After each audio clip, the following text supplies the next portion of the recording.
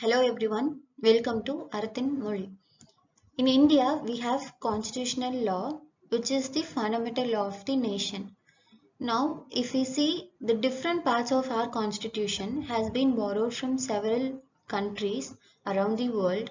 Hence, our constitution has several features.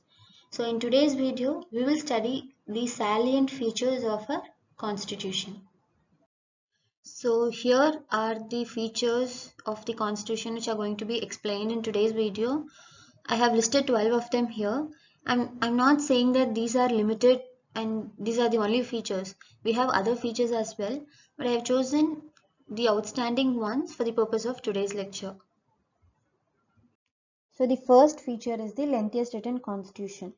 Now almost all the countries around the world have constitution and most of them have written constitutions. There are also countries which have unwritten constitutions, for example UK, where they have unwritten constitution. In India, we have written constitution and it is the lengthiest in the world. In the year 1949, when the constitution was framed, it had preamble and it had 395 articles which are divided into 22 parts with 8 schedules. After the constitution was framed, from that time till now, there were different amendments that were made to the constitution, and currently we have about 470 articles which are divided into 22 parts with 12 schedules. Now, why we have the written constitution which is lengthiest? Why it is lengthiest? So to answer this, we have certain factors. So the first factor is geographical factor.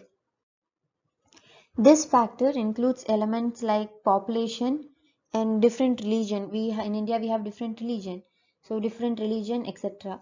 The next is historical factor. Constitution has been derived from various sources, and one of the source from where the constitution was framed is Government of Indian Act 1935.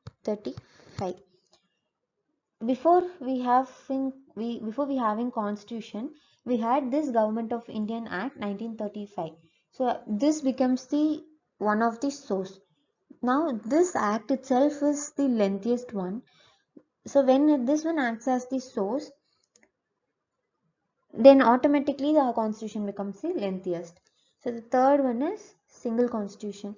So in India we have union and state separately, and we do not have a separate constitution for union and states. We have a single constitution. And the fourth one is dominance of legal luminaries in Indian Constituent Assembly. The second feature is various sources. So the constitution, as I mentioned before, our constitution has been borrowed from different countries around the world. Okay, so simply because the constitution has been borrowed from various constitutions around the world, we cannot say that it is a copy paste work of somebody else's.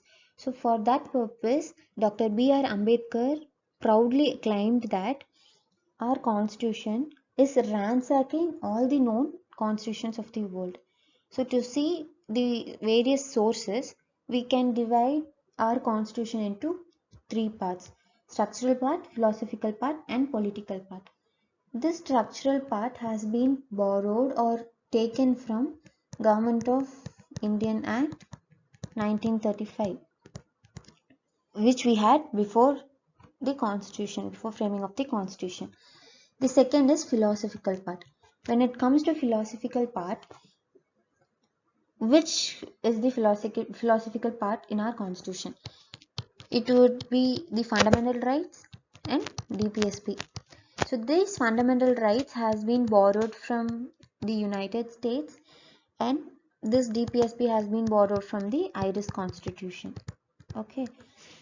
Next is the political part. This has been borrowed from Britain Constitution. The next feature is rigidity and flexibility.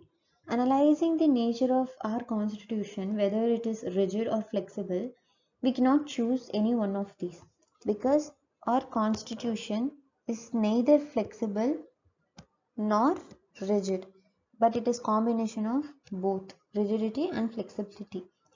How? If we see rigidity, we have certain doctrines. For example, basic structure doctrine, where certain parts of the constitution cannot be amended. Example, preamble. A detailed video on preamble, I'll give the link in the description box below.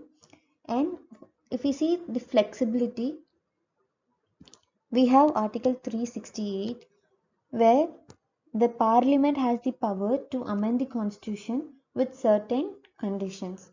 So for this also I'll give a link in the description box below. If you want a detailed video on the Article 368, click the link below.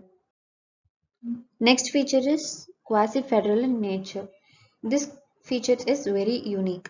Now if we see India, it does not follow either unitarianism or federalism. However, it is combination of both. That is called quasi-federal. Okay, it is a combination of unitary and federal government, that is quasi-federal. Now, while describing India's union of states, the constitution provides for a federal structure with a unitary spirit. Like for unitary feature, we have strong center, single constitution, single citizenship, appointment of state governor. Here, this appointment of state governor is very important feature of unitarian government. Next is emergency provision, etc. Like for federalism, we have division of power, written constitution, supremacy of constitution, rigidity of constitution, independent judiciary, and bicameralism. The next feature is parliamentary form of government. Now this parliamentary form of government provides for two executives. One is nominal executive, the other one is real executive. This nominal executive is the person who is the head of the state. Therefore, in India, president is the head of the states. The real executive is the head of the government, that is the prime minister. Next, in India, we have center and state. Now, the constitution provides for a parliamentary form of government at two levels, that is union and state. And these are covered under Article of 74, 75, 163 and 164 of our Indian Constitution. The next feature is integrated and independent judiciary.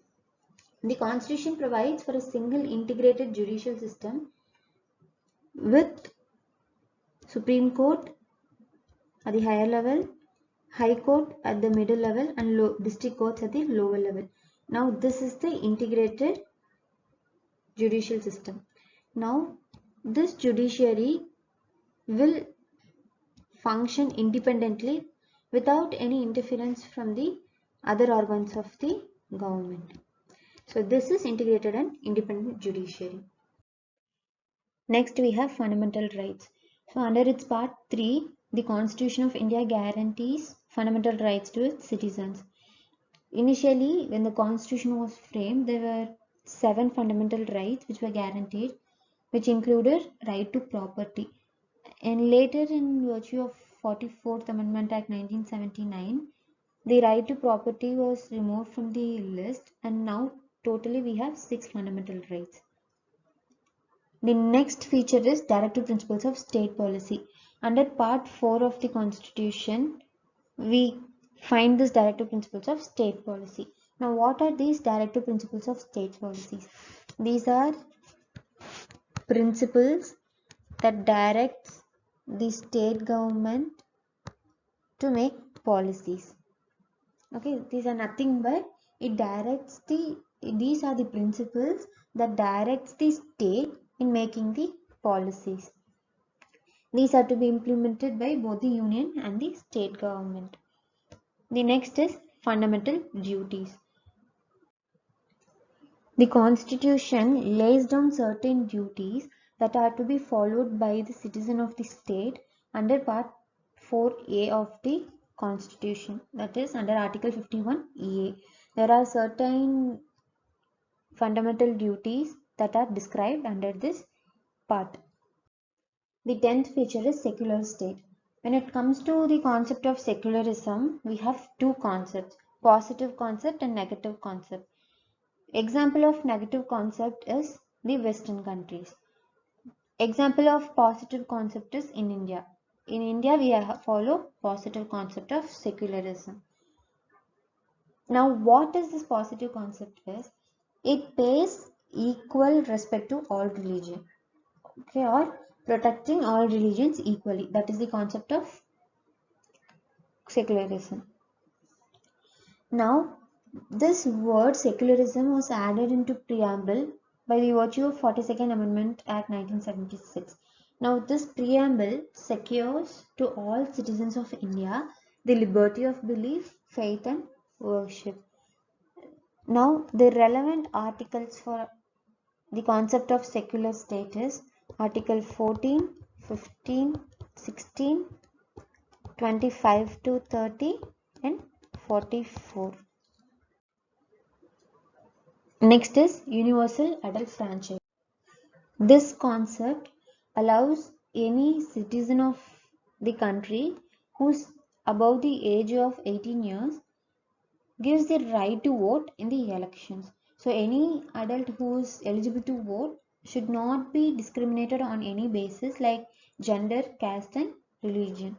So initially we did not have this feature in our constitution. Later it was inserted in the constitution way of 61st amendment, and article 326 of our Indian constitution guarantees this right. Next we have single citizenship. In certain countries there are dual citizenship, they have two different citizenships, but in India we have only single citizenship policy. Even though we have union and federalism, we have two governments, we only have single citizenship, that is Indian citizenship. So that's it for today's lecture. I hope you liked this video. Please subscribe to our channel and don't forget to hit the bell icon.